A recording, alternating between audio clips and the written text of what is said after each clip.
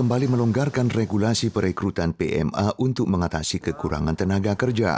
Mulai 15 Maret, PMA potong hewan di bawah majikan yang sama 3 tahun ke atas yang mendapatkan upah $33.000 Taiwan atau yang telah mendapatkan sertifikat akan dikategorikan sebagai pekerja teknis tingkat menengah, tidak lagi dibatasi durasi pekerjaan maksimum 12 tahun, dan bagi yang upahnya melampaui $35.000 bahkan tidak perlu lagi mengajukan dokumen persyaratan teknis.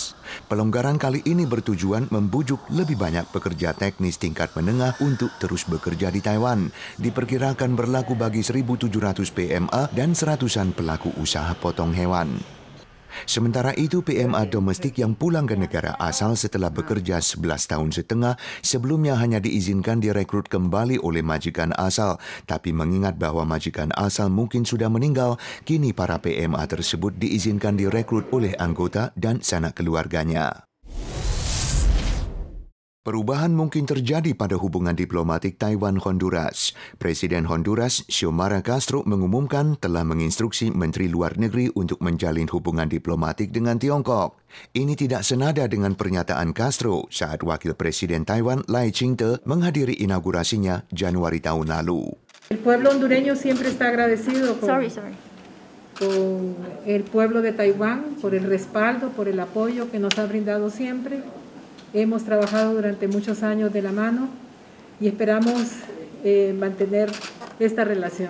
Pada masa kampanye pemilu, Castro menegaskan akan segera menjalin hubungan diplomatik dan perdagangan dengan Tiongkok tatkala terpilih, tapi rencananya terundur seiring kehadiran Wapres Amerika dan Wapres Taiwan di inaugurasinya dan disumbangkannya alat tes cepat COVID-19 oleh Taiwan. MOFA Taiwan telah menyampaikan prihatin dan mengingatkan Honduras lebih seksama agar tidak terperangkap dalam jebakan Tiongkok. Kini komunikasi masih berlangsung antara kedua pihak dan Honduras belum menyatakan akan memutuskan hubungan diplomatik dengan Taiwan.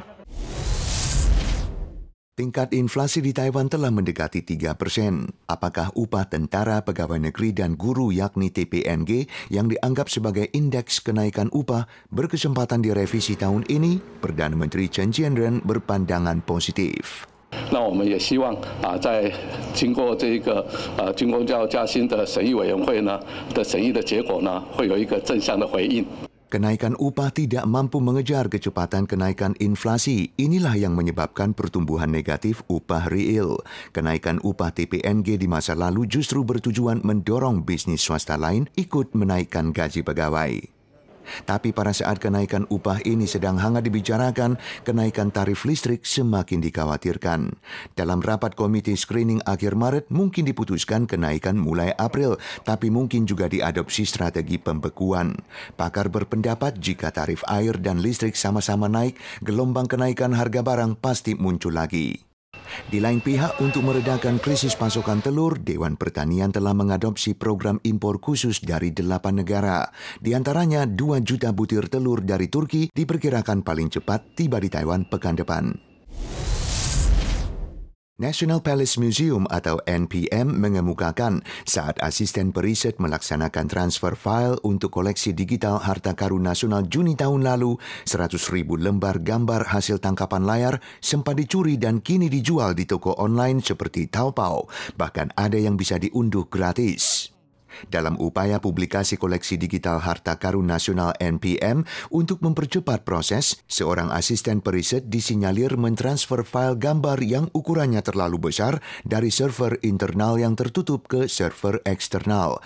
Alhasil tangkapan layar gambar-gambar ini dicuri. 本来这个高阶图档是不开放的，但是我们只开放局部的细节，它可以抓到150万的局部细节的部分呢，它一张一张的去截取。